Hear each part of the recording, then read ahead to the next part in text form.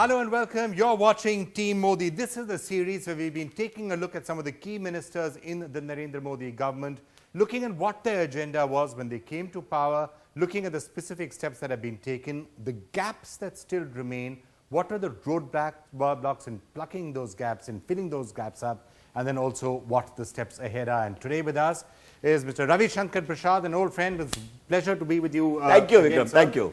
And you, of course, are in the key area of IT and of communications. And this, in many ways, is what is the entire build-up to digital India that we keep hearing about. It's actually a lot of that is in your hands.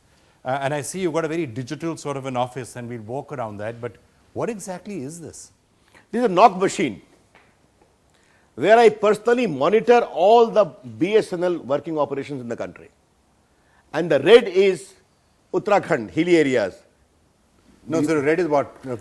Call drops? Or? The flaw in the working of the towers, etc. Okay? Not a drops part of it. J&K has come down. Haryana has come down. Gujarat has come down. Chhattisgarh, the Naxalite areas are all. This is basically BSNL that you're and all the GM's number is here.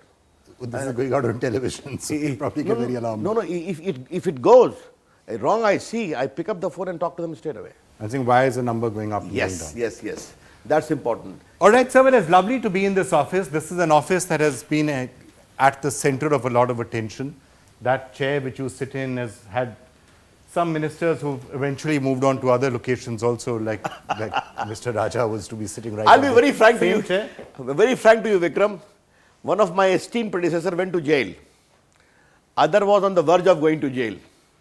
When I came here, I'm entitled You're not nervous about sitting in Not that the chair, least. When I became minister, I was told I can change the entire infrastructure and the furniture. We're entitled to. I said, I will not change the chair. I will change the texture of the chair. And today, my mantra in this ministry is, whatever is doable shall be done, regardless of whatever you say. Whatever is not doable shall not be done, regardless of whatever you do. So if you were to look at what your agenda was, so you said, I mean, look, let's face it, that was one of the items on your agenda, that how do we bring transparency, how do we make sure that there are no 2G, 3G, 4G, those sort of issues that have once plagued us. Would you say that's been your biggest success, getting the spectrum auction done successfully? The highest ever, 1,10,000 crore in the history of India, where the doctrine of zero loss was sought to be tom-tom. You know that very well. But that is one thing. Clearing a lot of policy gaps, Vikram, spectrum sharing, spectrum trading, harmonization, liberalization, sharing of active and passive infrastructure, all pending for 8 to 10 years. All have cleared. Defense band identification, that was done. Therefore, by policy initiative, pushing reforms.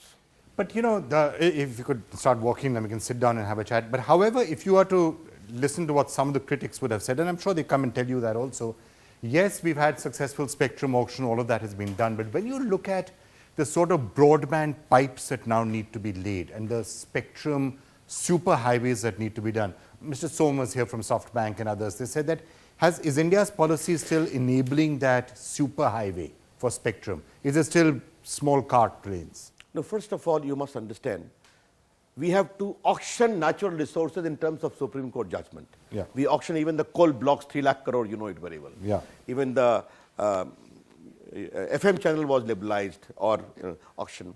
But Vikram, you must understand one thing. We are connecting 2,50,000 gram panchayats of India by optical fiber network. It was earlier no fun. We have designed a BharatNet. And the speed and the scale you often talked about on NDTV. When I became minister, it was only 358 kilometers of optical fiber. Now it is 1,18,000 kilometers. That's connecting rural India. Yeah. I am creating 5 infrastructure for internet and telephone spread in India. First is optical fiber network. Second is common service centers. It was only 80,000, now it is 2 lakh. I wish to scale it 1 lakh more. Giving telephony, internet in the hinterland. Okay. Third is my postal network, which we'll talk about subsequently. I need to discuss that, especially what you're doing with payments. Yes, I'll come to that. The fourth is call center BPO in small municipal towns of India. And the fifth is virtual mobile networks, all pending for the last so many years. Digital India and connectivity is crucial, but the reason I came back again to that spectrum question is because one of the major things that plagues a lot of consumers, and you've been concerned about it, TRAI came out and said we're going to try and punish providers who don't do it. Then the Supreme Court stepped in and saying, no, you cannot have actual penalties. This entire question of call drops, because if you are to ask the telecom operators, they'll say, well, we can't help call drops, but there's not enough spectrum, or we're having problems with spectrum and problem with towers. First of all, now they cannot have any alibi like that. All the policy of sharing and trading and harmonization I have done, they're also sharing with each other. Second, last auction, on the biggest spectrum auction was there in terms of quantity. And very soon, in 2-3 months, Vikram, we are going to put about 2100 megahertz of spectrum for auction. So therefore, more spectrum becomes available. Spectrum scarcity cannot be an issue at all. Yes, I always compliment. Shortage of towers, is that an issue? I will compliment the mobile operators for bringing mobile in the nook and far away of the country. Because of my persuasion, monitoring request, and also at times strict monitoring, they have installed about 100,000 sites in the country. In 5,000 Delhi alone, they need to do more, because a good connectivity is also in their interest for digital India.